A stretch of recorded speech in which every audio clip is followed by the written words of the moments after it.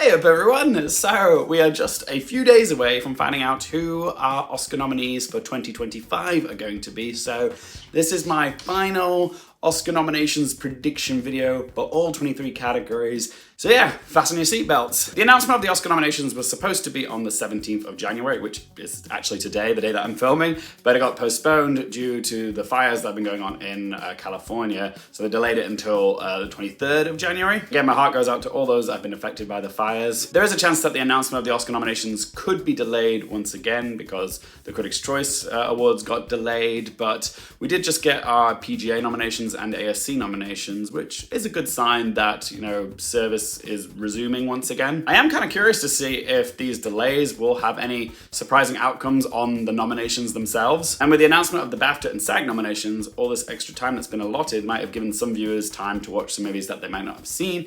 And we could see an outcome where we see some films over or potentially underperform at the Oscars. But regardless, there's always some surprises on Oscars morning, so it all remains to be seen. I actually think I prefer predicting the Oscar nominees rather than, you know, predicting who the winners are eventually going to be. In many ways, the nominations are more exciting because there's more surprises. And sometimes the nominations are the victory for some people because not all movies and performances stand a chance of winning, but if they can get the nomination, that in and of itself is a huge victory. Like Kristen Stewart getting in for Spencer, that was an all-timer for me, or even Brian Tyree Henry for Causeway. You know deep down that they're probably not going to win, but you're still happy to see that they've been acknowledged. And it's also lovely when you see someone that you really admire getting their first ever Oscar nomination, because you get a vicarious sense of joy for them finally being an Oscar-nominated person, and you can finally live in a world where you can say Academy Award nominee Paul Mescal, Sandra Hüller, Stephanie Hsu, yeah, fill in the blank really. So yeah, if the Oscar nominations do go ahead as planned next Thursday, I will be doing a live stream reaction video to the Oscar nominees on the channel whilst I'm in Switzerland. So yeah, if you want to come along to that, we'll react, we'll discuss the snubs, the exclusions, the inclusions, the tallies, the drama, all that jazz. If you're interested in that, make sure to click that subscribe button and turn on that bell to get notified when I go live. As always, I will be putting my predictions in on the Awards Expert app, so if you want to see all of my predictions in one place, you can find me there on the Awards Expert app. It's just my name, Luke Hearfield, as it is on all my socials. Yeah, you can see all my predictions there, but hopefully this video will give you some context as to why I've gone with these predictions. So yeah, I'm just gonna go down the list as they are on the Awards Expert app and give you my predictions. The first category is the big one, Best Picture. All right, so when it comes to picking your 10 for Best Picture, the best tool that we can use to inform your picks for Best Picture is the PGA Top 10. The reason for that is because there's 10 films, there's usually a lot of overlap, and also the PGA determines the winner using a preferential ballot system, just like the Oscars do. Last year was an interesting year because we had 10 for 10 match at PGA and Best Picture. That's never happened before. I think it's unlikely we're gonna get a 10 for 10 perfect match like we did last year. We're probably gonna be looking at a match of maybe 7, 8, or 9 films that got in at PGA and also getting in at Best Picture. So yeah, this was our PGA 10, Anora, The Brutalist, Conclave, A Complete Unknown, Dune Part 2, Emilia Perez, A Real Pain, September 5, The Substance, and Wicked. The two absences from PGA that caused the most commotion on social media was Sing Sing and Nickel Boys. So yeah, the films that I'm feeling are definitely locked in and in contention to win Best Picture at the Oscars are the 5 that we got at BAFTA. So Anora, The Brutalist, Conclave, Emilia Perez, A Complete Unknown, and I'm also going to give the 6th spot to Wicked because it got SAG Ensemble. And as of right now, Best Picture is still really wide open, so I can see a pathway for any one of those 6 films that I just mentioned going all the way and winning the Best Picture Oscar. So yeah, those 6 films are as good as locks for me, which means we've got 4 slots left and they could go numerous different ways with this. I'm actually gonna put Dune Part 2 in at number 7. It's not gonna win or even get a director nomination for Denis Villeneuve, but it is the big spectacle movie of the year that, since the Academy expanded the Best Picture category to a mandatory 10, they usually do give a spot to. Think like Dune Part 1 or Top Gun Maverick, Avatar: The Way of Water. And I could even say last year's Best Picture winner, Oppenheimer, kind of fits the bill. But yeah, Dune Part 2 and also Wicked were the big popcorn movies, the money makers, the films that everybody's seen, the ones that got bums in seats. Plus, Dune Part 2 is a critically acclaimed sci-fi, okay? It's got enough artistic merit that the Academy can feel good about giving it a spot for Best Picture, even though they usually have a bit bias towards sequels getting into Best Picture. So yeah, I'm very confident that Dune Part 2 is getting in, and as it should. But the last 3 slots could go to a combination of 5 different films. Okay, we've got The Substance, Sing Sing, Nickel Boys, September 5, and A Real Pain. Interestingly though, out of those 5, I do actually think that The Substance makes the next most logical pick for a Best Picture nomination. Something I never thought would happen after seeing this film back in May at Cannes. As soon as I came out of this film, I thought, wow, okay, this film is something really special, but there is no way that the Academy are gonna go for an over-the-top satire with some gross out moments in it. But here we are all these months later, and it actually seems poised to be a Best Picture nominee. Touch wood, touch wood, touch wood. Touch wood. But then I remembered that the Academy did give Triangle of Sadness a Best Picture nomination a few years ago, which is also a social satire with some gross out moments in it. I know it doesn't go as hard with the gross out stuff as The Substance does, but they were both Cannes crowd pleasers. The Substance, much like Triangle of Sadness, really does feel like the satire of our times right now. And arguably, there might be even more relatable thematic ideas in The Substance that the Academy would respond to more so than Triangle of Sadness, because the film is a scathing commentary on Hollywood itself and the media and how society views women and their value and worth at different ages in their life. It shines a light on unrealistic beauty standards and this cultural obsession with youth. And for the female members of the Academy in a business that Elizabeth Sparkle's in, it's probably all too relatable. Plus, The Substance has been doing very well this award season, and it's likely it's going to get nominated in a few above-the-line categories at the Oscars, with Best Actress, Best Original Screenplay, and potentially Best Editing and also Best Director. Touch wood. Okay, it's in a strong position for a Best Picture nomination. When you've got those weight-bearing columns of above-the-line nominations, you've got the means to support a Best Picture nomination. But I am still a little bit worried because The Substance did miss in some of the Oscars shortlists, like visual effects, sound, and score. It did make the shortlist for hair and makeup, but that was kind of expected. But the fact it missed in those shortlists could be a sign that it might not be as celebrated by the Academy. And while I am hopeful, there is still a little part of me that's thinking, what if, once again, genre bias gets the better of The Substance and it misses in Best Picture? I've said it before and I'll say it again, the film's biggest hurdle to overcome is genre bias. We've not had a horror period, let alone a grotesque over-the-top body horror like The Substance, get into Best Picture at the Oscars since arguably Get Out in 2017. And that was like a social satire with a little bit of horror sprinkled on top of it. So yeah, a Best Picture nominations for a film like The Substance is kind of unprecedented, which is why so many people like myself want to see it happen. Also, this film has been distributed by Mubi, and Mubi have had a terrible track record getting their films into Best Picture at the Oscars, but I still do feel confident that it is going to happen for The Substance. Okay, there is enough quantitative data to indicate that it's going to happen. This film has made so much noise this year, and it's been a hit with both critics and audiences. It's been a lot of people's top 10 favorite movies of the year.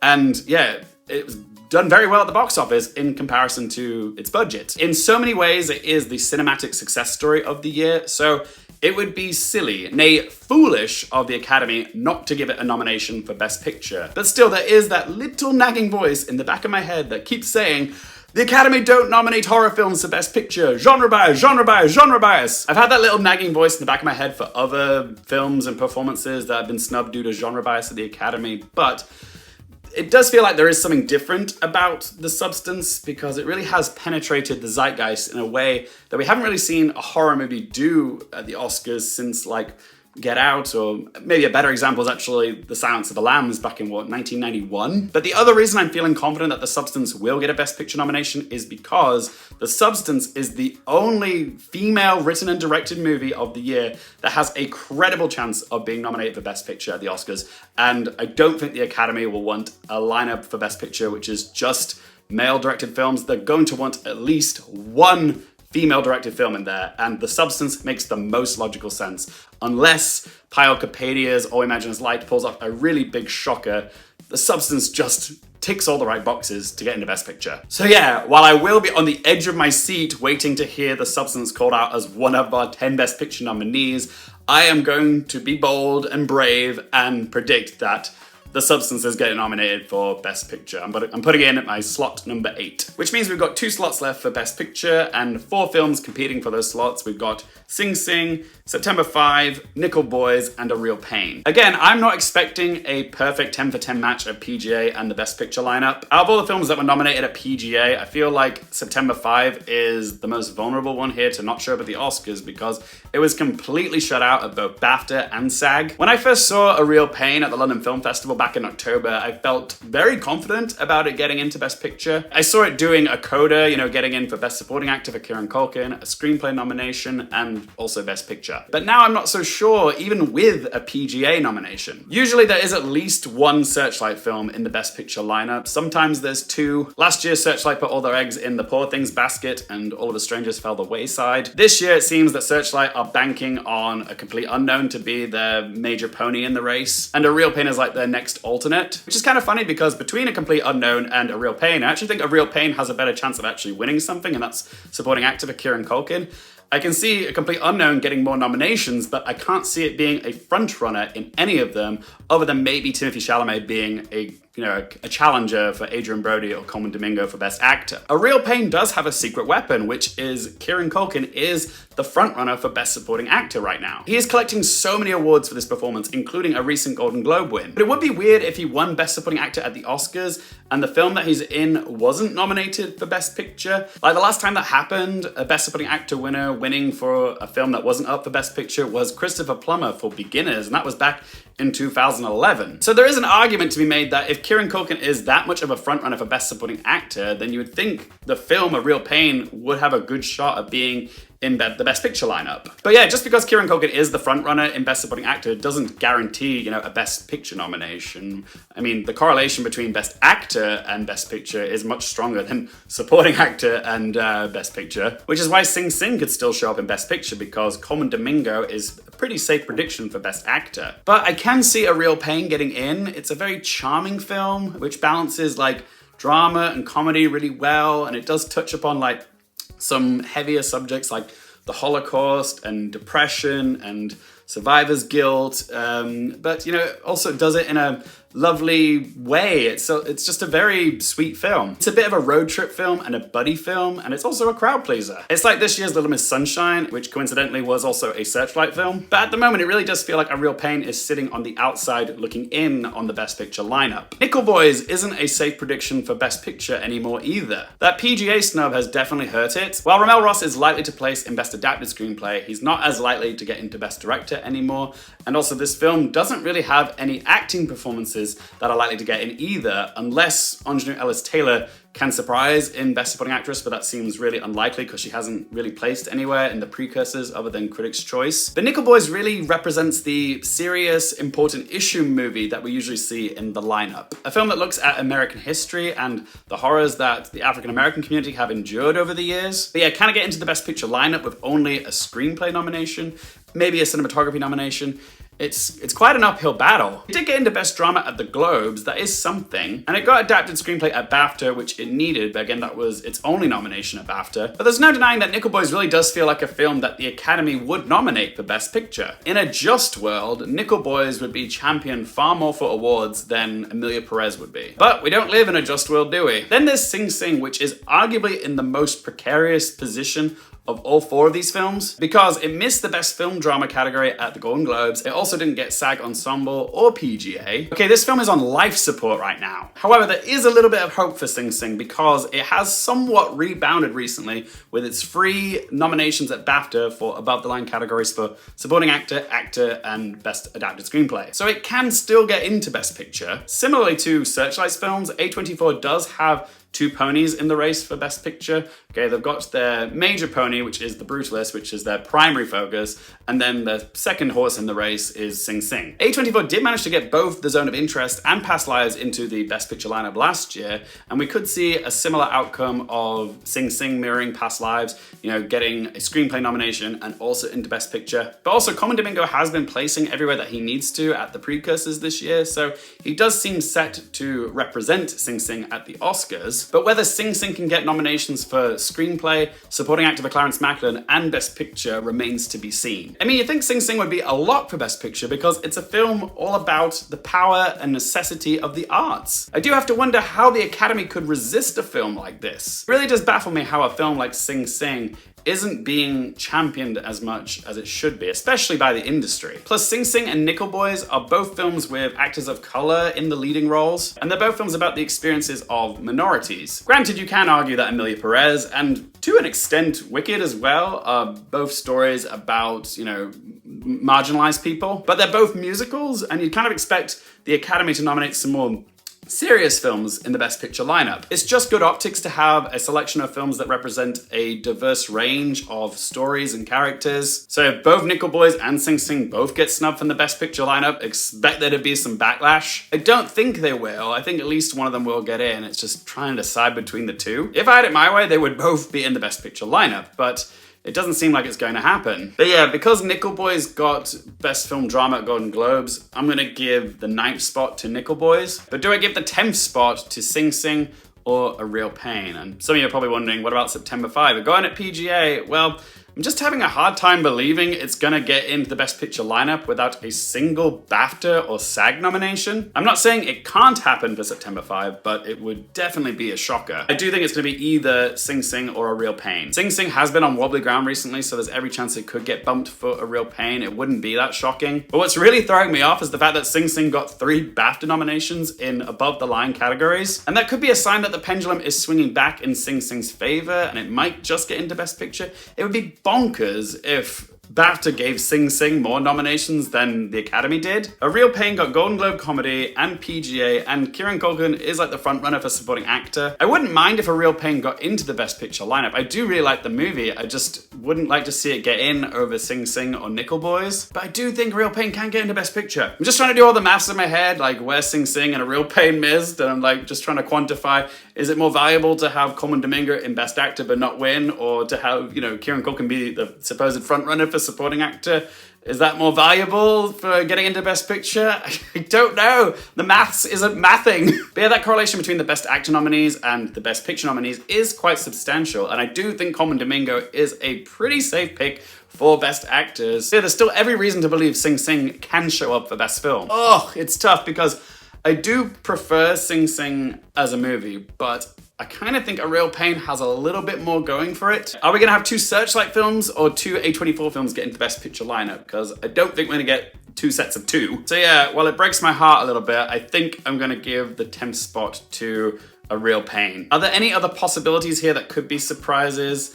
I mean, I would freak the fuck out if Challengers somehow managed to get into Best Picture. Again, I would love that, but not at the expense of Sing Sing or The Substance. Again, I don't think September 5 is gonna get in here. All We Imagine Is Light, no. The Wild Robot, no. See the Sacred Fig, no. So yeah, I'm gonna lock them in now, guys. My 10 for Best Picture are Anora, The Brutalist, Conclave, Emilia Perez, Wicked, A Complete Unknown, Doom Part 2, The Substance, Nickel Boys, and A Real Pain, with Sing Sing at number 11 and September 5 at number 12. Please do let me know in the comment section below your predictions for the 10 for Best Picture. Okay, so next up we have Best Director, and I weirdly feel pretty confident about this category, but this also might be the category where I'm feeling the most nervous for, because my number 1 wish pick nomination that I want to see happen at the Oscars this year is Coralie Farjar getting into Best Director for The Substance, okay? That is the one nomination I want to see happen more than any other nominations. And there is enough empirical evidence to suggest that it might happen. However, it is far from a guarantee. She is not a lock for this category, okay? She didn't get in at DGA, but she did get in at Golden Globe and BAFTA. But just last year, Justine Triet, another French female filmmaker who won a prize at Cannes, got into Best Director at BAFTA and then got the nomination at the Oscars as well. Is Coralie Farjat's train on the same tracks as Justine Trier's, just one stop behind?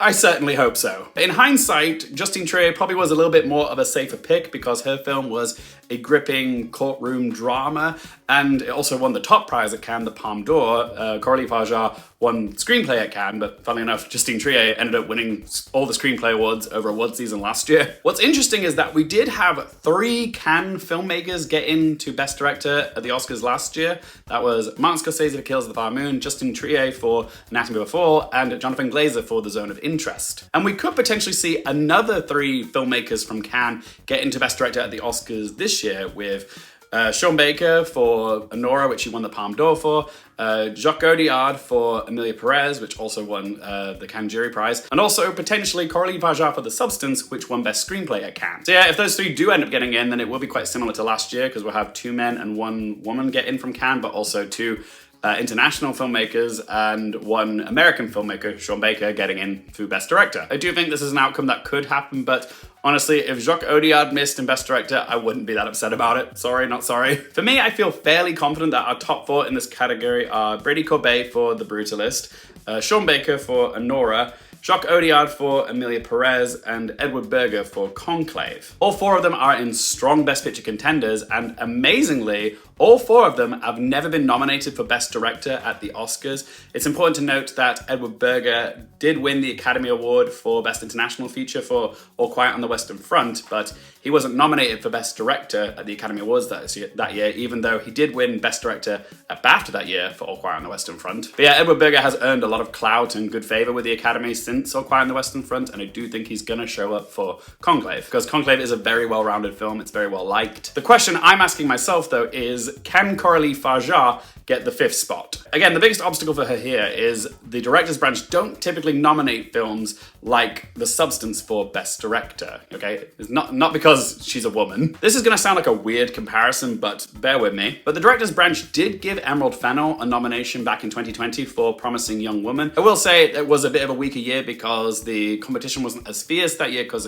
it was a pandemic year and fewer films had come out that year. And I know it sounds like a bit of an odd comparison, but both The Substance and Promising Young Woman share a similar theme of how society views and treats women. They're both social satires which have been written and directed by women, and they also share the same director of photography, which is Benjamin Kraken. They both have similar bubblegum aesthetics, and I can see the director's branch looking past all the gore and the blood of the last act of The Substance and giving Coralie Farjat that much-deserved nomination for Best Director. And arguably, I do think she makes the most sense for that 5th spot, because why wouldn't they want at least 1 woman in the mix? Plus, she's international, and the director's branch are usually pretty good at providing us a selection of nominees that are from all around the world. Also, she fucking deserves it. I recently watched the behind-the-scenes making of The Substance on YouTube. I would highly recommend watching it, guys. It is fascinating to see how Coralie Farjat made this film, her process. Like, she shot this film in France, but the film is set in Los Angeles, but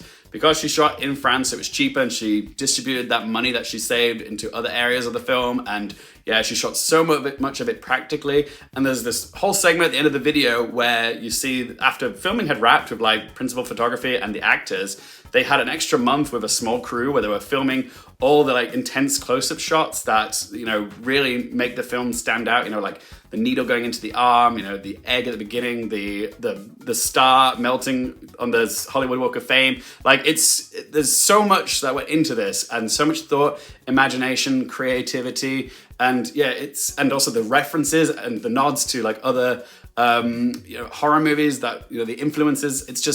It's incredible to see that process of Coralie Farjat, and yeah, she absolutely deserves to be in our 5 for Best Director this year, and I'm so hoping she does. Knock on wood, knock on wood, knock on wood. But who do we have to watch out for? Quite frankly, there's a few people that could potentially surprise here. James Mangold being one of them, because A Complete Unknown is doing really well right now. Okay, it's surging. It got into Best Film at BAFTA, but James Mangold didn't make the 10 for Best Director at BAFTA, but granted, It's a little bit more competitive to get into Best Director at BAFTA because the jury selects 5 men and 5 women to be in the long list for the for Best Director. So yeah, it is a bit more competitive to get in there, but he did also manage to get in at DGA. James Mangold is also a filmmaker who has never been nominated for Best Director at the Oscars. He has been nominated for Best Adapted Screenplay for Logan, and he got a producing nomination for Ford v Ferrari a few years ago. But he is also a respected figure in the industry, and a lot of people really do like A Complete Unknown. So there's every reason to believe he could show up in Best Director at the Oscars. But I am skeptical of us getting a perfect 5 for 5 match at DGA and Best Director at the Oscars. Mangold does make the most sense out of the DGA 5 to miss at the Oscars. Denis Villeneuve surprised at BAFTA and managed to get into Best Director there.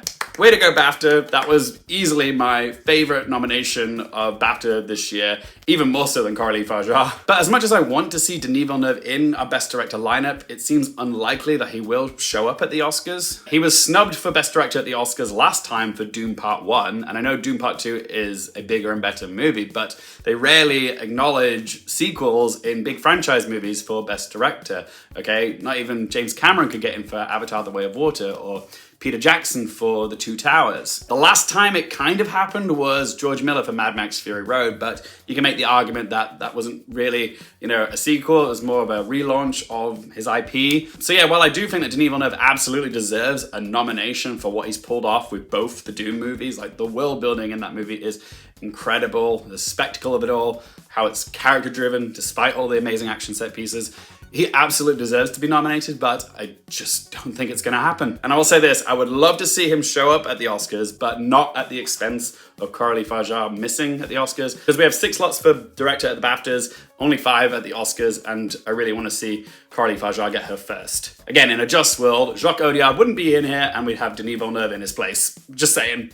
Remember, it's just one bloke's opinion. Ramel Ross has received a few directing prizes in the critics groups, but he hasn't really shown up for directing in any of the big precursors. He did get in at DGA for Best Feature, so while it's not impossible, he does seem unlikely. He has actually been nominated for an Oscar one time before for his documentary that made back in 2019, Hale County, This Morning, This Evening. But Nickel Boys is his debut feature, and I think he's more likely to get the nomination for Best Adapted Screenplay than he is for Best Director. Though there is an argument to be made that because Nickel Boys has a very unique approach to the way it tells its story, having it being from the point of view of the 2 lead boys in the film, it could have been a technique that got very annoying very quickly, but for most people it seemed to really work. It didn't come across as gimmicky. So there's a chance they may want to celebrate that because it's a unique style of directing, unlike any other style of directing that we've seen this year. So perhaps he could surprise, and if he does, he'll bring a little bit more diversity to the category. But my guess is the director's branch will probably want to acknowledge filmmakers who've made numerous films instead of giving Ramel Ross a nod for his debut. Could John M. Chu maybe show up for Wicked? I mean, it's not impossible. Crazier things have happened. Wicked is in the running for Best Picture, and there's no denying that John M. Chu knows how to pull off dazzling musical sequences. And it's not like the Academy don't nominate directors for musicals. Okay, they do. Just look at Damien Chazelle for La La Land or Steven Spielberg for West Side Story. But Wicked was the big fun, money-making popcorn movie of the year, and with the directors branch of the Academy, they don't typically feel the need to acknowledge directors for those types of films when they've made a lot of money, okay? Unless, you're like a Spielberg, they don't really feel inclined to. And yeah, John M. Chu doesn't have the DGA nomination, so again, it doesn't feel likely. Plus, we've already got a director who's probably getting nominated for directing a musical, and that's Jacques Audiard for Emilia Perez. But if I had it my way, I wouldn't have Jacques Audiard in here at all. I would take him out and happily put John M. Chu in, but it's not going to happen. But is there anyone else that could surprise here? I mean, Payal Kapadia would have been a more compelling argument if she had gotten in at BAFTA, but she did miss there.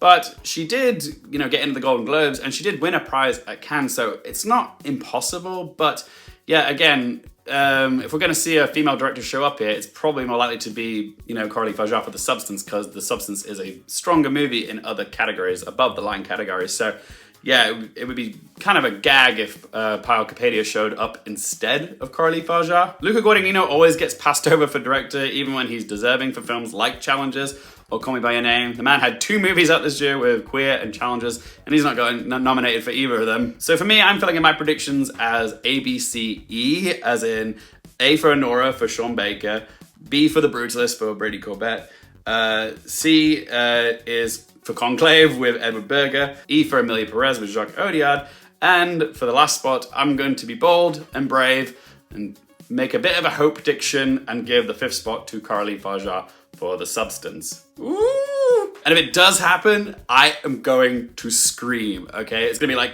11.5 on the Richter scale. Also, fun fact for you guys, if I am right, if this is our 5 for Best Director, then this will be the first time since 1997 that we've had a Best Director lineup compiled of only first-time nominees for Best Director at the Oscars.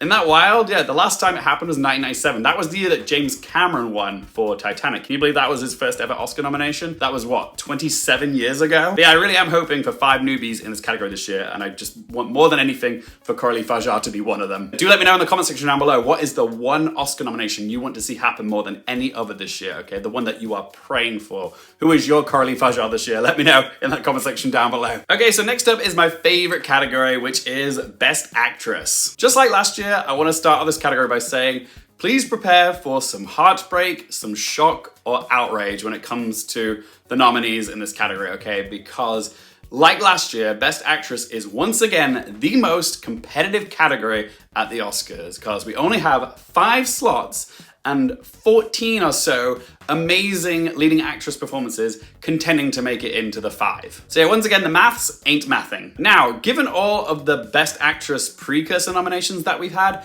there's actually 4 leading ladies who I'm feeling pretty confident are going to show up here, because all 4 of these women have placed at all 4 of the major precursors: Golden Globe, Critics' Choice, SAG, and BAFTA. Plus, they all have the advantage of being in films which are presumably going to be nominated for Best Picture. They are Cynthia Erivo for Wicked, Carla Sofia Gascon for Emilia Perez, Maggie Madison for Anora, and Demi Moore for The Substance. The only one of these 4 who I feel 100% locked in for a Best Actress nomination at the Oscars is Maggie Madison for Anora. She has been the critics' darling this year, okay? She's won the most trophies in the critics groups, and yeah, Anora is a real contender for Best Picture. Maggie Madison is getting in, no shadow of a doubt. She is currently my #1 pick. Then, amazingly, next in line at number 2, I have Demi Moore for The Substance, who I feel is like 99% locked in for the nomination.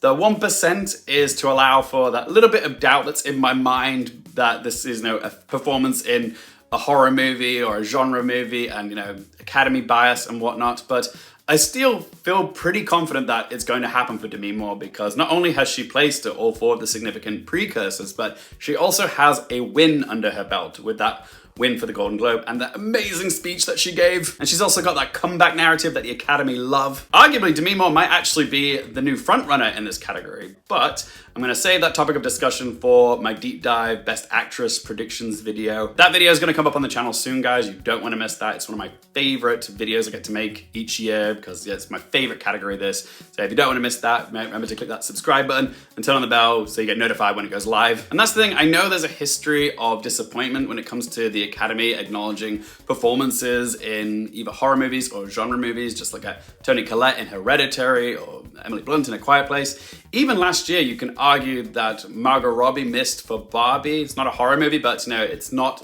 a performance that they typically go for, at the Oscars. So yeah, you can say it was genre bias that prevented Margot Robbie getting nominated last year, and perhaps there's still a slim chance that Demi Moore will get snubbed because of the bonkers nature of The Substance. But I don't know, I'm still feeling pretty confident that it's going to happen. Touch wood.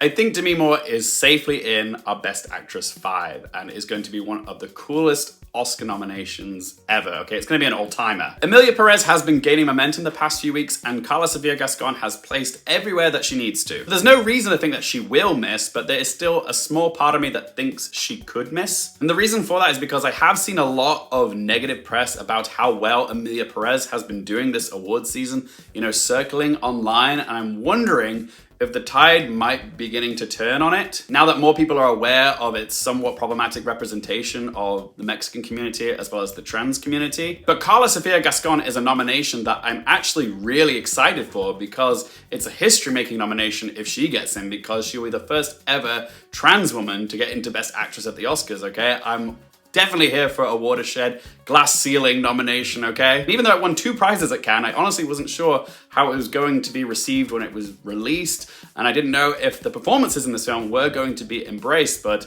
it's evident that both Carla Sofia Gascon and Zoe Saldana have very much been embraced this award season, okay? They both showed up everywhere that they needed to. And Selena Gomez has also done pretty well herself. But yeah, Carla Sofia Gascon has been unstoppable with the nominations this award season, so at this point, it would be a shock if she didn't get in at the Oscars. And Cynthia Erivo has also placed everywhere. And Wicked is such a double act movie with Elphaba and Glinda, and we always knew Ariana Grande was a shoo-in for Best Supporting Actress because it was a bit of a weaker category. Weren't always sure about Erivo, but in hindsight, it feels weird to have Glinda, but not Elphaba, come as a pair this award season. And they've showed up everywhere together. This will be Cynthia Erivo's second Oscar nomination for Best Actress in a Leading Role. Her first was for playing Harriet Tubman in the movie Harriet back in 2019. And if Cynthia Erivo does get this nomination, then she will only be the second ever Black woman to receive more than one Best Actress in a Leading Role nomination at the Oscars, the first being Viola Davis for The Help and Ma Rainey's Black Bottom. So yeah, there's no real reason to doubt Cynthia Erivo getting in at this point, okay? She delivers a powerhouse performance as Elphaba. I've seen some people making the argument on film Twitter that because this is Wicked Part 1, it's only half of the story and they're not going to acknowledge it for that, and I think that's a really silly logic. And yes, I know there is juicier narrative stuff to come in Part 2 for Elphaba, but not everyone that's seen Wicked Part 1 knows what's coming in Part 2. But regardless, she still has a great character arc in Part 1, and also she absolutely smashes it with Defying Gravity. Arguably, after Demi Moore's mirror scene in The Substance, her doing the Defying Gravity number is, the moment for any Best Actress contender this year, okay? It's such a cinematic moment. It's what a lot of people immediately think of when they think of Cynthia Erivo's performance as Elphaba. So yeah, I think Cynthia Erivo is comfortably in our Best Actress 5. And for me, I would say both Carla Sofia Gascon and Cynthia Erivo, I'm at 90% sure that they're getting in. They both got enough stats and boxes checked to make me feel confident they're getting in. But it's the fifth and final slot in Best Actress that is the real challenge to predict. Because we've got 10 women competing for this one spot, and I can make an argument for any of these women. So we've got Amy Adams in Night Bitch, Pamela Anderson in The Last Showgirl, Marianne Jean-Baptiste in Hard Truths, Angelina Jolie in Maria, Nicole Kidman in Baby Girl, Julianne Moore for The Room Next Door, Saoirse Ronan for The Outrun, Tilda Swinton for The Room Next Door, Fernanda Torres for I'm Still Here, and Kate Winslet for Lee. I'm not being hyperbolic when I say genuinely any one of those 10 could show up here. And what's funny is all 10 of those performances are in films that have zero chance of getting into Best Picture. In fact, several of them are kind of their film's only hope for an Oscar nomination, but also they all kind of do have one stat that's working in their favor to get in. I feel the least likeliest to show up at this point are the A Room Next Door girlies, so Julianne Moore and Tilda Swinton. My reason for that is because that film was entirely shut out of BAFTA. And other than an Oscar longlist mention for Best Score and the fact that it won the Golden Lion at Venice, it doesn't seem to have much support, so I'm gonna rule Julianne Moore and Tilda Swinton out. And what's funny is it would have been a completely different story if Tilda Swinton had decided to campaign for Best Supporting Actress rather than Lead Actress. Saoirse Ronan showed up at BAFTA, and I'm happy for her, but I do think that was just a BAFTA thing. It's funny, for a long time, a lot of us Oscar pundits were predicting that Saoirse Ronan would get the double nomination this year for the Outrun and Blitz. But yeah, we were so wrong about that. But yeah, while I will admit that Saoirse Ronan is beloved by the Academy in general, she is the Outrun's only hope for Oscar nomination, and she hasn't showed up in enough places to make me feel like it's going to happen. I don't really believe this narrative that Kate Winslet is the Andrea Riseborough of this year, and we've got a surprise brewing in this category. I don't think lightning's gonna strike twice. I don't think Kate Winslet's gonna show up, sorry. Amy Adams got the TIFF Tribute Performance Award at TIFF, and normally the recipient of this prize at TIFF goes on to get, a Best Actor or Best Actress nomination at the Oscars, but I honestly don't think it's going to happen for Amy Adams this year. There just hasn't been a lot of chatter for Night Bitch, and it's not going to get in anywhere else, so I don't think it's going to happen for Amy Adams, sadly, unless, this whole discourse about alphabet bias is a thing, and people just tick Amy Adams off because her name's at the top of the alphabet list, the AA, Amy Adams.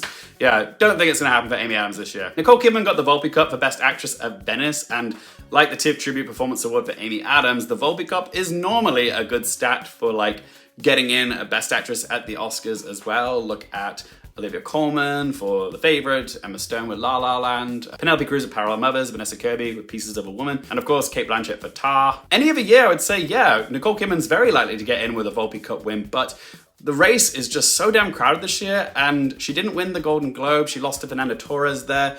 and she just hasn't really placed anywhere else. And like Saoirse Ronan or Amy Adams, Nicole Kidman is also Baby Girl's only chance for an Oscar nomination, so she is vulnerable. As crazy as it might seem, there is certainly a pathway for Pamela Anderson to get the 5th spot for The Last Showgirl. She's actually in a much stronger position than most of the other women that I mentioned in this 10 competing for the last spot, because she got the Golden Globe nomination and she got the SAG nomination. Plus, there is the argument to be made that now that her co-star Jamie Lee Curtis has gotten at both BAFTA and SAG, that perhaps Pamela Anderson and Jamie Lee Curtis could be like the Naiad girlies of this year. You know, the two transformative, Oscar-baity performances that managed to get in, but the film doesn't get any acknowledgement anywhere else. I could see that happening because Jamie Lee Curtis is certainly in a stronger position than she was just a few weeks ago. Plus, Jamie Lee Curtis is a beloved figure in the industry, and she's very influential. She was Michelle Yeoh's biggest cheerleader for Everything Everywhere All at Once, and she's kind of doing the same thing for Pamela Anderson this year, but granted, you know, Everything Everywhere All at Once was a much bigger and more popular film than The Last Showgirl is. So there is a chance if Jamie Lee Curtis is campaigning for The Last Showgirl and she shows up, that Pamela Anderson will come along with her. It would actually be a little bit weird if Jamie Lee Curtis got in, but not Pamela Anderson. But yeah, Pamela Anderson also shares a similar comeback narrative that Demi Moore has. Because they were both big names in the 90s, you know, they were sex symbols, but weren't really taken all that seriously. But now, all these years later, they've finally been granted permission to, you know, take on a role that's more complex and challenging and has more weight to it than what they were pigeonholed in back when they were younger. And the Academy loves a comeback story. My concern is, though, are their narratives too similar? Demi Moore is in the more talked about film, the film that's up for more awards. It's in contention for Best Picture. The Last Showgirl isn't. Demi Moore is definitely more likely to get in than Pamela Anderson is. So yeah, the Academy might not feel the need to acknowledge both of them when they both got the same narrative. But who knows, maybe the Academy will want to give them both some acknowledgement. It's definitely an outcome that I can see happening. Marianne Jean-Baptiste has received plenty of Best Actress awards in the critics groups.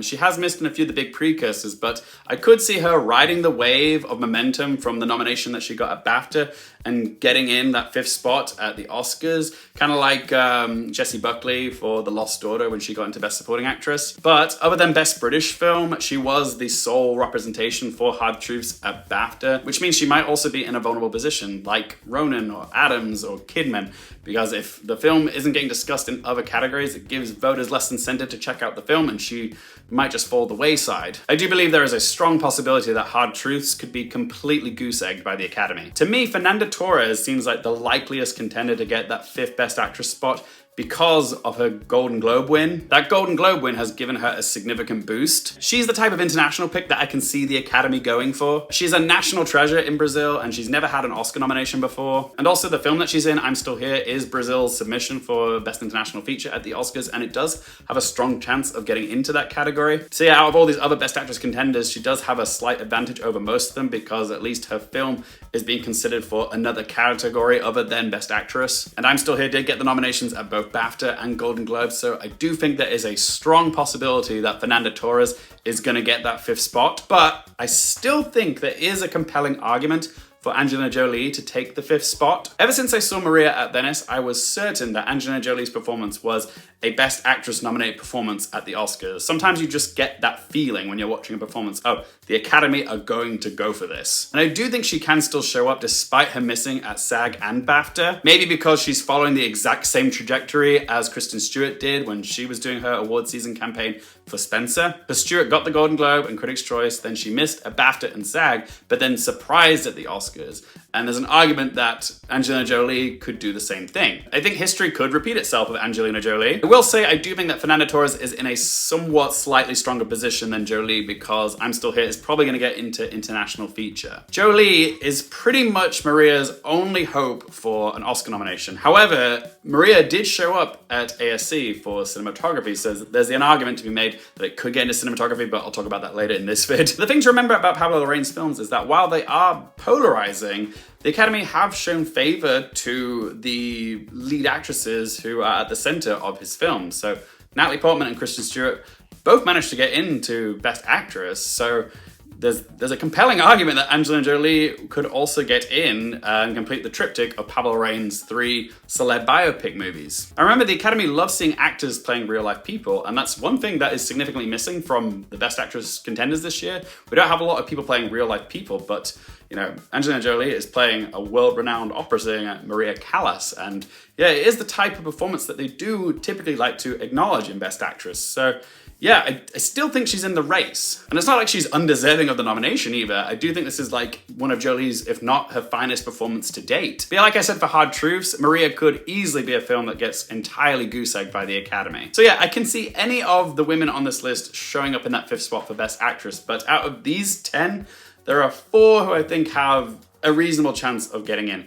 They are Marianne Jean-Baptiste, Pamela Anderson, Fernanda Torres, and Angelina Jolie. But I'm gonna go with my initial gut feeling that I had back in Venice and give the 5th spot to Angelina Jolie for Maria. I don't feel confident about this prediction. This is more of a logical intuition type pick rather than going with my head or the stats. But yeah, I'm locking in my predictions now, guys. My 5 for Best Actress are Mikey Madison, Demi Moore, Cynthia Erivo, Carla Sofia Gascon, and Angelina Jolie. Okay, so next up we have Best Actor, and this is never as hard to predict as Best Actress. Your 4 safe picks here are Adrian Brody, Timothée Chalamet, Coleman Domingo, and Ray Fiennes. And once again, the 5th spot is the trickiest one to call because it's probably either going to go to Daniel Craig for Queer or Sebastian Stan for The Apprentice. Both of them have got pros and cons working for and against them. Let's start off with Daniel Craig, okay? He has placed all of the precursors apart from BAFTA, which was a bit of a shocker because, you know, home turf. But yeah, normally the Academy loves seeing a straight actor going gay for a role, so I think Brendan Fraser,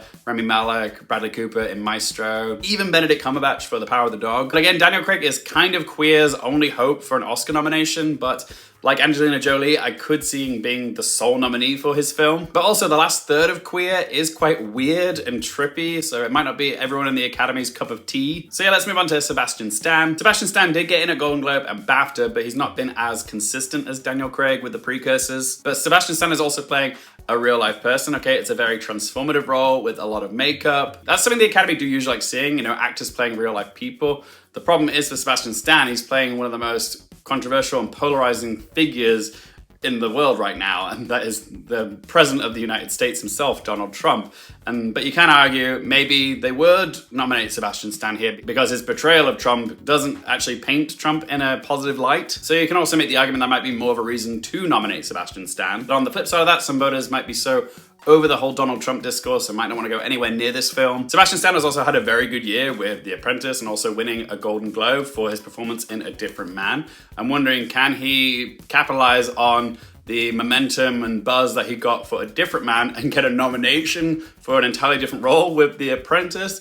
Not really seen that done before, but perhaps it could happen. Also, The Apprentice did get a mention on the Oscars shortlist for hair and makeup. Queer didn't get any mentions whatsoever, so you can argue that The Apprentice is more of a popular title than Queer. The Apprentice also had a decent turnout at BAFTA. It got 3 nominations. The question I'm asking myself, though, is will the majority of American Academy voters want to acknowledge a performance of someone playing Donald Trump, you know, in this political climate? You know, I think some people might just be fed up of all this Trump talk and, you know, might not want to add any more fuel to the fire. But yeah, that remains to be seen. The 5th spot for Best Actor is tough to call because I can see it going either way. Back when I saw The Apprentice at Cannes, I thought Sebastian Stan was a shoo-in for Best Actor. But then the US election happened. But then again, I also thought when I saw Queer at Venice that Daniel Craig would probably be a likely contender for Best Actor as well. He's one of those A-list actors who's been around for quite a long time and he's not had an Oscar nomination before and kind of feels overdue for some recognition. More so than Sebastian Stan at this point in his career, I'd say. But yeah, both of them are still worthy of some acknowledgement. We do have another option though, which is Hugh Grant for Heretic, who has actually done much better than expected this award season because he got in a Golden Globe and Critics' Choice and BAFTA. The only place he's missed is SAG. So yeah, people really do like his performance. And he's also never had an Oscar nomination either. He's another person like Daniel Craig who you'd think would have had one by now. And I would argue that his performance in Heretic might actually be his best because it was so refreshingly different to everything that he's been typecast as. It's always a nice surprise when you see another side of a renowned actor's, you know, skill set. The issue that's holding Hugh Grant back though is genre bias because Heretic is a chilling psychological horror. And the Academy haven't really acknowledged many roles like Hugh Grant's in recent recent memory, but it can be done though. Like, look, a good example would be Anthony Hopkins for The Silence of the Lambs. But it's also kind of a fun popcorn movie performance that they don't typically nominate. Another good example would be Rosamund Pike for Saltburn. She had a similar award season trajectory last year, but she didn't get the Oscar. My personal pick for the 5th spot would actually be Hugh Grant, because he is my favorite of the 3 performances that are contending here. But arguably Hugh Grant's performance is the least traditional of the 3. But I'm still going to predict the 5 that I have been predicting all award season and give the 5th spot to Daniel Craig for Queer. I know the snub at BAFTA was shocking, but I do think the Academy will still go for Daniel Craig and give him that long overdue first Oscar nomination. Daniel Craig is one of those gut feeling predictions I'm having, like Judd Hirsch in The Fabelmans or America Ferrera in Barbie. And I like listening to my gut. Maybe I'm a little biased because I would like to see a Brit get the 5th spot, either Daniel Craig or Hugh Grant. But yeah, it wouldn't be all that surprising if Sebastian Stan does show up here, and it would be deserving. But yeah, I am hoping next week I'll be able to say Academy Award nominee Daniel Craig. So yeah, my 5 for Best Actor are Adrian Brody, Timothée Chalamet, Colman Domingo, Ralph Fiennes, and Daniel Craig. All right, so next up we have Best Supporting Actress. I've been saying for a few weeks now that this is shaping up to be the showdown between Zoe Saldana and Ariana Grande. So yeah, I'm putting those 2 in at number 1 and 2. And then I'm gonna give the 3rd spot to Felicity Jones. I know she missed at SAG and BAFTA, but I don't see her missing at the Oscars. I think it's very much a role that the Oscars would nominate. So yeah, I feel pretty confident putting Felicity Jones in. I would be shocked if she did get snubbed here as well. Which means we've got 2 slots left, and they could go so many different directions with this, and we've got so many people they could give it to. We've got Margaret Qualley for The Substance, Isabella Rossellini for Conclave. We've got the Emilia Perez girls, Selena Gomez and Adriana Paz. We've got Jamie Lee Curtis for The Last Showgirl, Monica Barbaro for A Complete Unknown, Daniel Deadweiler for The Piano Lesson, and a very big long shot, but Anjanou Ellis-Taylor for Nickel Boys. Honestly, Best Supporting Actress is the hardest of the 4 acting categories to call this year, because I do think it has been a bit of a weak year for Supporting Actress, and also the nominations at the precursors have been all over the place. So yeah, they really can do whatever they want in this category. We could be in for a big surprise with this category. Margaret Qualley has actually won the most Critics' Groups prizes, and she has gotten in at the Golden Globes and Critics' Choice. But yeah, she did miss at BAFTA and SAG. So yeah, she's not a surefire prediction at this point. But there is a compelling argument for Margaret Qualley that because her character Sue is the other half of Demi Moore's character Elizabeth, that she should come along with Demi Moore for Best Supporting Actress because their 2 characters are so entwined together. It's kind of the same logic of nominating Cynthia Erivo and Ariana Grande, okay? The performances work so well as a pair, so to nominate one without the other does seem a little odd, but yeah, you understand why Demi Moore is getting all the attention because it's the big comeback role for her. Really, this is just an even bigger breakout role for Margaret Qualley. It's not her breakout role, but you know, it's really put her on the map exponentially with this role. But yeah, I could totally see Margaret Qualley getting in here. Like, she can coattail off of Demi Moore getting into Best Actress. The Substance is in a strong position for a lot of above-the-line categories, including Best Picture, so yeah, there's every argument Margaret Qualley can get in. I'm not going to say she's a lock, but yeah, she can definitely show up here. I've seen a lot of people online jumping ship to Jamie Lee Curtis because she got in at both SAG and BAFTA. She's been a surprise late addition to this race for Best Supporting Actress. And like I said before, Jamie Lee Curtis is a very well-respected and very much beloved figure in the Academy circles, okay? How else do you think she managed to win Best Supporting Actress in a year where she was up against Kerry Condon, Angela Bassett, Hong Chow, and Stephanie Hsu? Okay, did she have brains or knowledge? Don't make me laugh. She was popular, please. It's all about popular. It's not about aptitude, it's the way you're viewed. So it's very, very shrewd to be very, very popular, like Jamie Lee.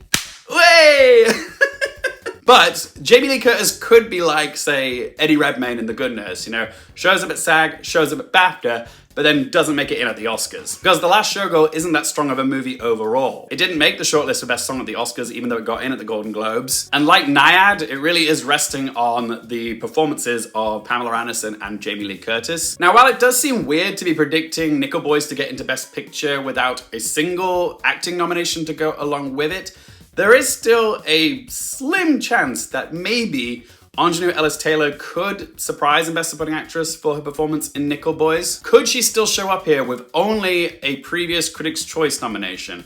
Is she the America Ferrera of this year? I doubt it because Barbie was a much stronger contender overall than Nickel Boys is. But part of me thinks it could happen, and it would be such a gag if Anjanou Ellis-Taylor's name was read out on Oscars morning. Could Selena Gomez get here? We see 2 pop girlies show up here with her and Ariana Grande. It's not impossible. Emilia Perez is still surging doing right now. She got in at Golden Globe and BAFTA, and like Margaret Qualley, she could ride the coattails of her two co-stars, Carla Sevilla Gascon and Zoe Saldana, and show up herself here. And if Selena Gomez did show up here, then we'd have this year's double nomination from the same film in a supporting category. Although I guess you could also make the case for Adriana Paz instead of Selena Gomez. I can't see all three of them getting in, but yeah, Adriana Paz seems really, really, really unlikely, you know, unless there's like this insane amount of love for Emilia Perez where, you know, Adriana Paz just shows up as a surprise nominee, kind of like Marina Di Tavera in Roma. Also, a complete unknown is also surging right now. Had a pretty good turnout at BAFTA, a fantastic turnout at SAG, and there is an argument to be made, could Monica Barbaro capitalize off the SAG nom that she got and get in at the Oscars? It's possible, but it's also very rare to only get the SAG nom, then show up at the Oscars. Correct me if I'm wrong in the comment section below, but I believe the last time that happened was back in 2012 when Damien Bichir got in for A Better Life. He got in at SAG and then also showed up at the Oscars. But yeah, like I said, that is incredibly rare to only get in at SAG, then show up at the Oscars. For the fourth spot, I'm gonna go with Isabella Rossellini for Conclave. She placed at Golden Globes and Critics' Choice. She wasn't expected to get in at SAG, but she did miss a BAFTA, which did hurt her a little bit. The reason I think she is getting in is because Conclave is such a strong Best Picture contender, and it would be weird if Ralph Fiennes is the only nomination for Conclave at the Oscars when it is quite an ensemble piece and there's so many great performances. But yeah, Isabella Rossellini's performance, I know she doesn't have a lot of screen time, but she kind of feels like that prime example of a small but impactful supporting role that, you know, she comes in, does a job, gets out, but you know, you feel her throughout the film. Like she stays in the movie even when she's not on screen. Kind of like Judi Dench in Shakespeare in Love. Yeah, I can see her getting in. She is a veteran of the industry, you know, never had an Oscar nomination before. And yeah, I just think it's gonna happen. So yeah, I put her in at number 4. She's kind of like Fernanda Torres, someone who I feel like the Academy would want to give an Oscar nomination to by now. I know Danielle Deadwyler got in at SAG and a lot of people really love her performance in The Piano Lesson, but I've never really seen her as someone who would get into our 5 because The Piano Lesson was just so mid. It was a movie that just came and went. Nobody's talking about it. There's not really any passion for it. And yeah, the last third, it does sort of veer into, you know, genre/horror movie. And yeah, well, I know I'm being hypocritical because, you know, The Substance is very much a horror/genre movie. The difference is there's passion for The Substance. I don't see passion for The Piano Lesson. So yeah, if Daniel Deadwyler got in at this point, it would be a massive surprise. So yeah, I'm not going to be brave and predict that. So yeah, going off my passion argument there, I really should just give the 5th spot to Margaret Qualley. I know there is passion for The Substance, and I do feel quite confident that Demi Moore is going to get that Best Actress nomination, and I can see Margaret Qualley coattailing off Demi Moore and also getting a nomination herself. So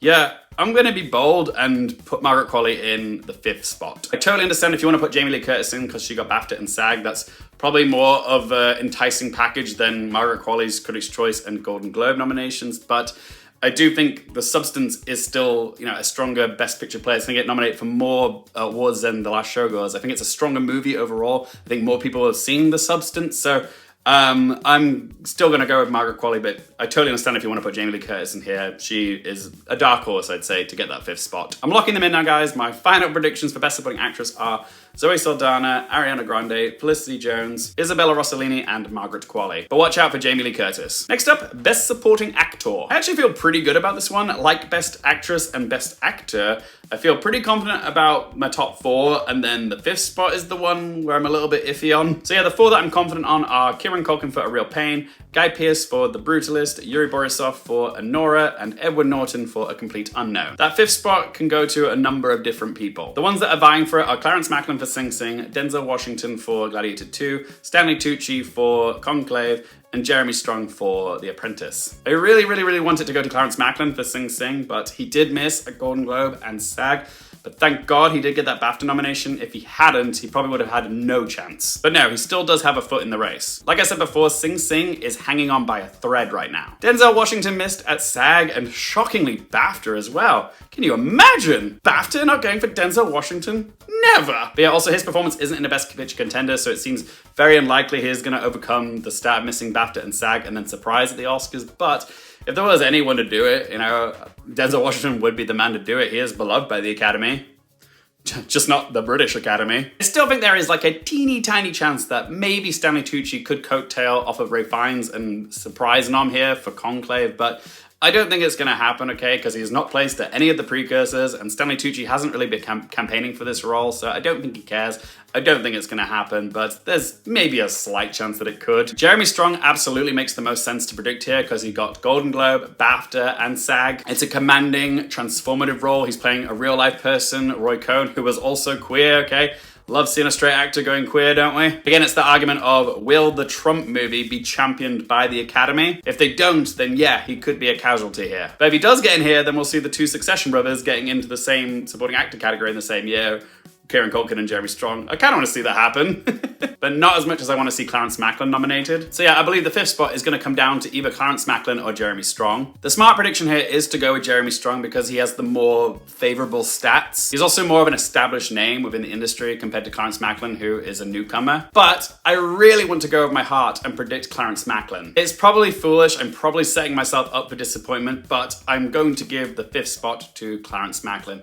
My logic behind it is because I think Sing Sing, while it's still probably not going to get into Best Picture, I think it's more of a Best Picture contender than The Apprentice is. So with the logic of Colman Domingo safely getting into Best Actor, why can't Clarence Macklin also coattail off of Colman Domingo and get in? I think it can still happen, so yeah, I'm going to go with Clarence Macklin. So yeah, my five for Best Supporting Actor are Kieran Culkin, Guy Pearce, Yuri Borisov, Edward Norton, and Clarence Macklin. Okay, so next up is Best Original Screenplay, and I'm going to go with the BAFTA 5, except I'm going to take Kneecap out because I believe that was just a BAFTAs thing. I would love to see Challengers here, but Challengers got zilch at BAFTA. And now that September 5 got into PGA, it's kind of made me think that September 5 is in a stronger position than Challengers. Even with Challengers getting mentions in the Oscar shortlist for Best Score and for Best Song, and September got 0 mentions in the Oscar shortlist. But yeah, sadly, I do think September 5 is in a slightly stronger position than Challengers. So I'm going to go with Anora,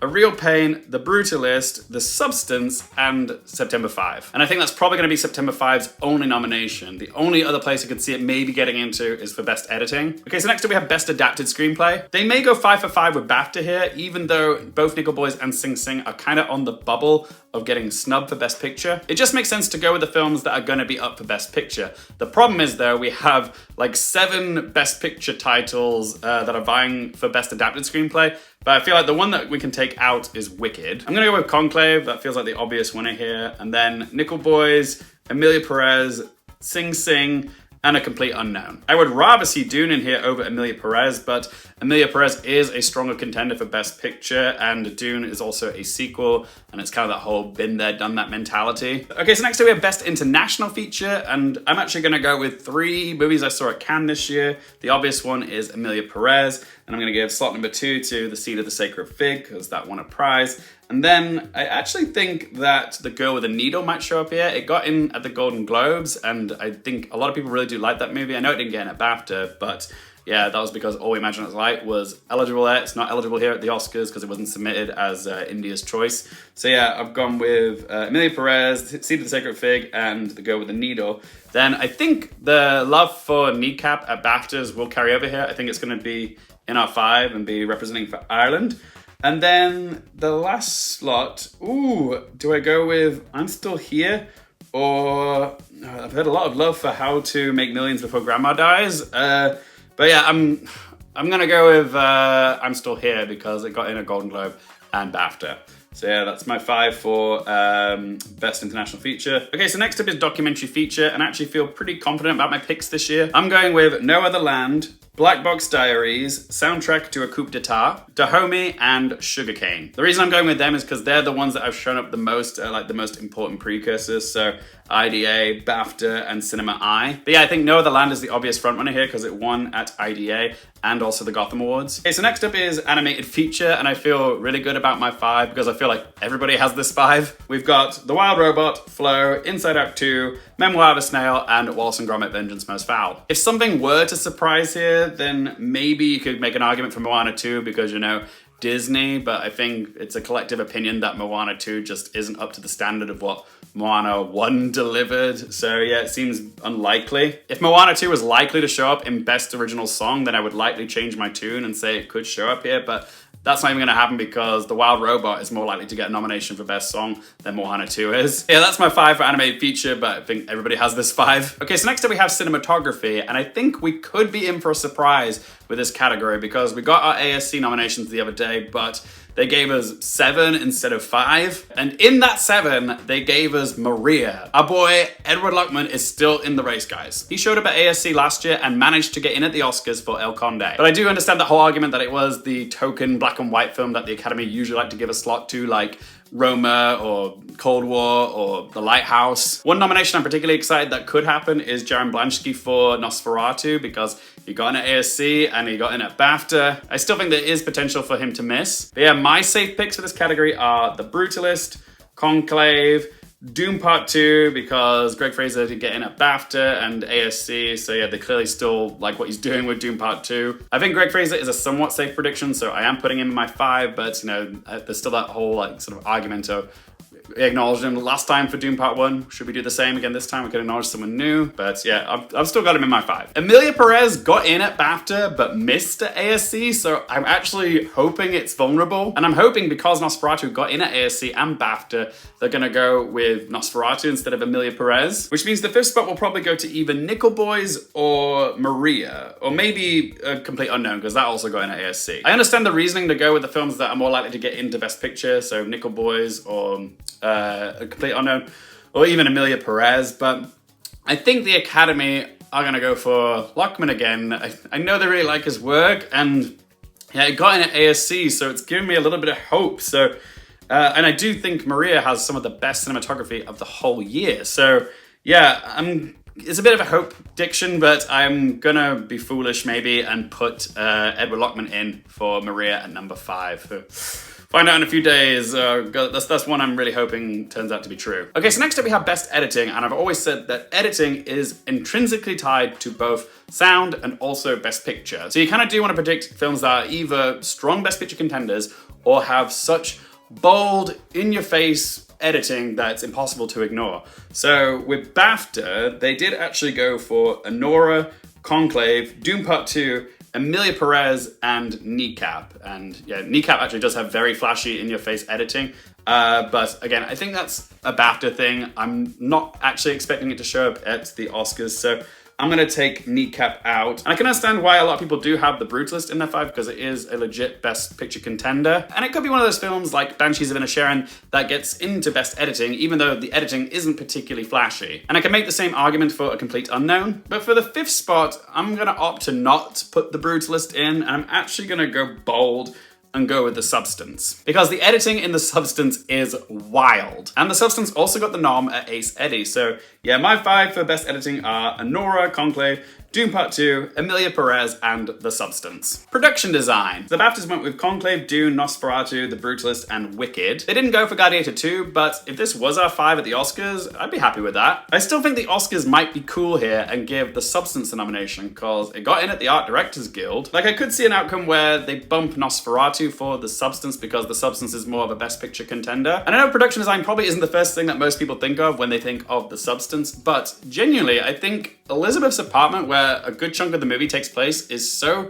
intrinsically linked to her emotional state throughout the movie, and it has become kind of iconic in its own right, especially the bathroom with the white tiles. Like, it really left an imprint on me, and I think the Academy might actually go for it. Sometimes they really do pick up on when a film is set primarily in the main character's house, how the use of the space really does link to where they're at mentally. A really good example of this is The Father managed to get in for Best Production Design a few years ago. And again, that was a very clever use of the space to sort of tell you how the dementia was affecting Anthony Hopkins' character's state of mind. And I think it's the same with Elizabeth's apartment, because while it is quite big, it's also quite empty, okay? And it's quite isolating. So yeah, it's very much reflects how isolated Elizabeth is feeling. So yeah, I it's kind of that one prediction I think I'm gonna go with, but I'm not sure everyone else will go with. But yeah, I'm gonna give the 5th spot to The Substance. It might not happen, but yeah, it's one that it's another sort of gut instinct feeling. So yeah, I'm gonna give the 5th spot to The Substance and take Nosferatu out. Okay, so next up we have costume design. The BAFTAs went with A Complete Unknown, Blitz, Conclave, Nosferatu, and Wicked. Definitely yes to Wicked. I also feel pretty confident about Conclave and Nosferatu. But the other two spots, not too sure about Blitz repeating the costume nomination at the Oscars. I can see them going with a complete unknown, even though the costumes aren't that extravagant in A Complete Unknown. They are very period accurate. I'd also love to see Maria show up here. It did get the nomination at the Costume Guild, so it's not impossible. Didn't go for Gladiator 2 or Doom Part 2 at the BAFTAs, but I feel like the Oscars would still go for those. So yeah, I'm gonna go with Wicked, Conclave, Nosferatu, Doom Part 2, and Gladiator 2. If something were to surprise here, it'd probably be either A Complete Unknown or maybe Maria. Next up is makeup and hair, and I think this is finally going to be the year of redemption for horror movie monster makeup, because yeah, The Substance is absolutely the front runner in this. At BAFTA, they went with Doom Part 2, Emilia Perez, Nosferatu, The Substance, and Wicked. I think I'm going to predict the 5 that we got at BAFTA, but there is an argument to be made that if The Apprentice does show up here, you know, for the transformational work of Sebastian Stan into Donald Trump, then yeah, if it gets the hair and makeup nomination, odds are Sebastian Stan will come along with it instead of Daniel Craig in that category.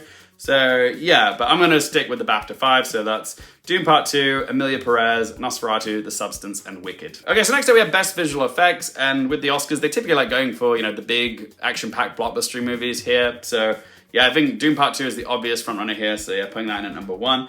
And yeah, if you'd asked me a few months ago if I'd have 2 movies that feature a lot of monkey mocap performances in here, I would have said, nah, don't be silly, don't go for 2, but I kind of feel quite confident that both Better Man and Kingdom of the Planet of the Apes are both going to show up here. Maybe one of them will cancel the other one out. I mean, arguably, Kingdom of the Planet of the Apes is the safer movie because that franchise has always showed up here and it's probably been seen by more people because Better Man hasn't had the same sort of response at the box office in America as it has elsewhere. So maybe Better Man still can miss, but it has gotten in at BAFTA and the film has made some noise, so I think it will end up getting in here.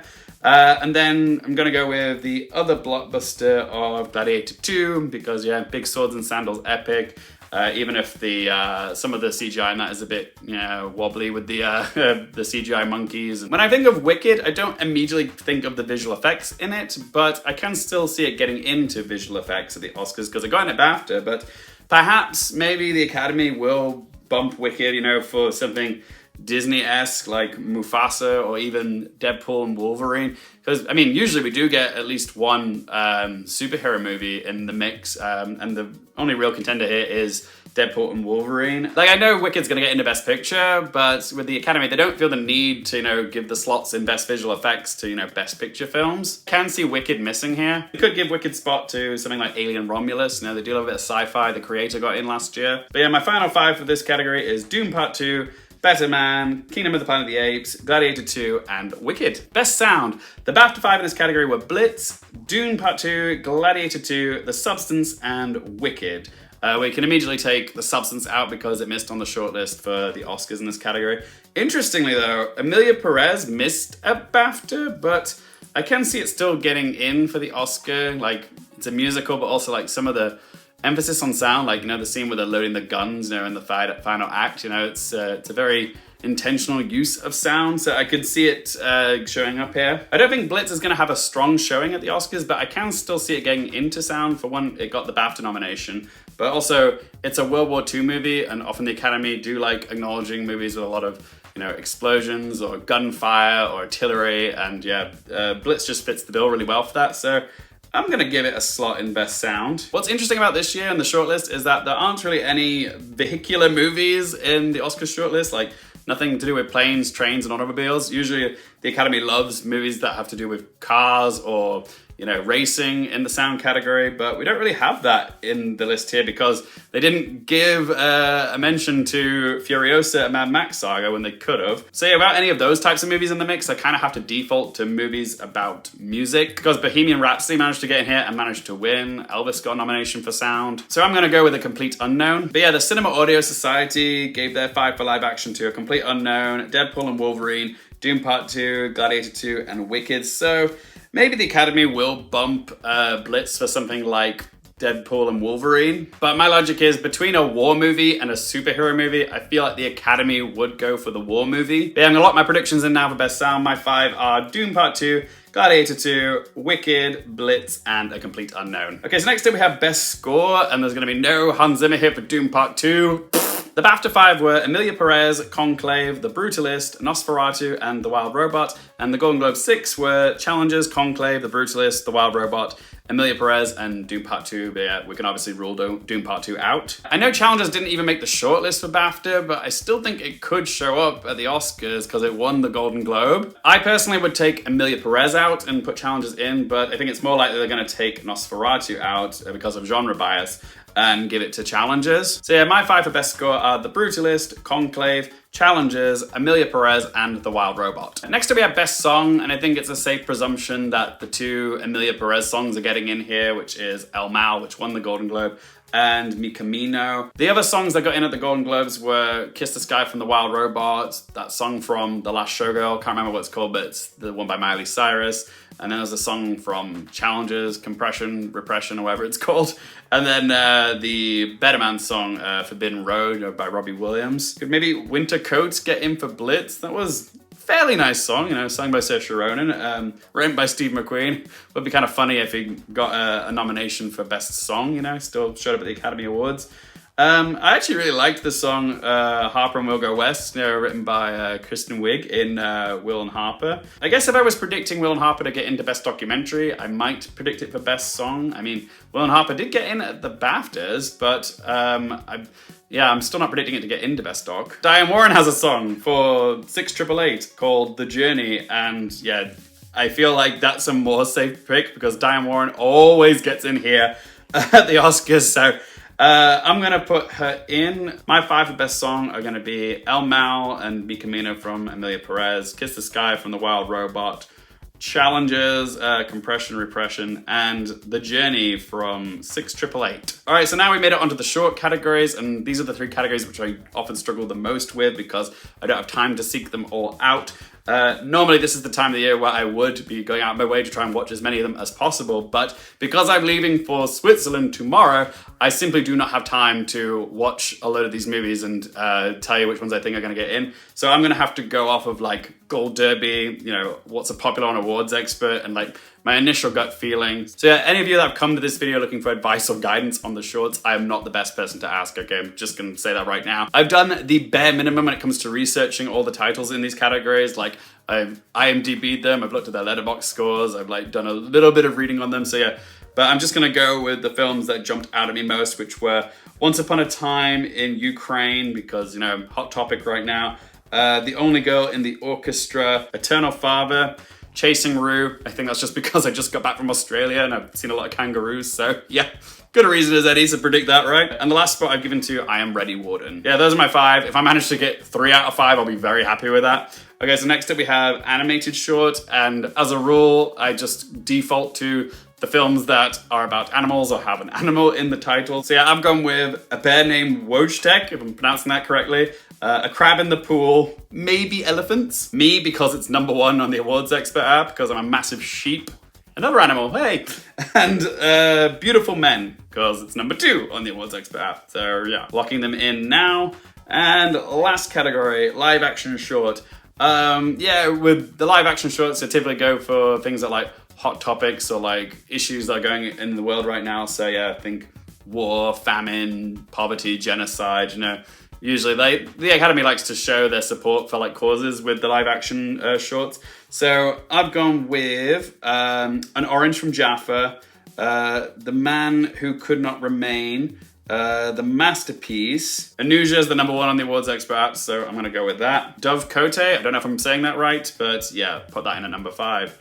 Whew, and we are done, guys. Whew, those are all of my predictions for the 2025 Oscar nominations. Wow. What do you guys think of my predictions? But also, what are some of your predictions, guys? I do want to hear from you. What hills are you dying on when it comes to deciding best actress, best director, best picture? I always love hearing what you guys have to say. Barring there's no more delays, the Oscar nominations will be announced on Thursday, the 23rd of January. Again, I'll be in Switzerland then, but I will do a live stream reaction video to the nominees, either as they're happening or a few hours later once I get off work. So yeah, if you don't want to miss that, click subscribe, turn on that little bell if you want to get notified. I've got buckets of award season content coming to you guys on the channel, so yeah, stay tuned for that. But as always, thank you guys so much for watching. For more things related to movies, TV, the Oscars, and popcorn culture, I'm Hearfield, and I'll see you next time.